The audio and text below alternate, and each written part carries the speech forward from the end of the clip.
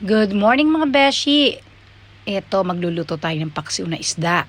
Pinakamahalaga, sariwang isda ang ating kunin.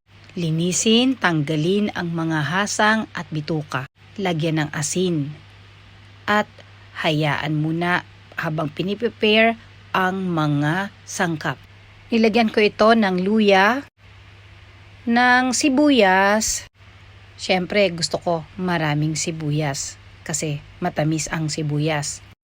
Nilagyan ko ito ng kamatis dahil ang gusto kong paksiw ay yung parang atsara.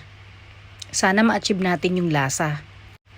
Nilagyan ko ng black pepper. Masarap ang black pepper dyan sa pinaksiw. At nakabili ako ng dato puti suka, kalahating baso. Asim! At nilagyan ko rin ng kalahating basong tubig. Ayan. Nilagyan ko rin ng 3 cubes ng asukal para magbalanse ang asin at ang tamis.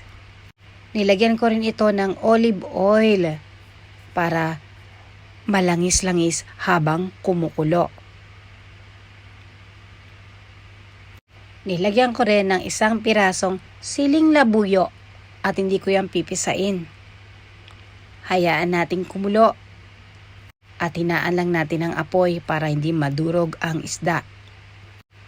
Ayan, tapos na ang ating paksiw na isda at ang isdang ito, ang pangalan nito sa Japan ay aji.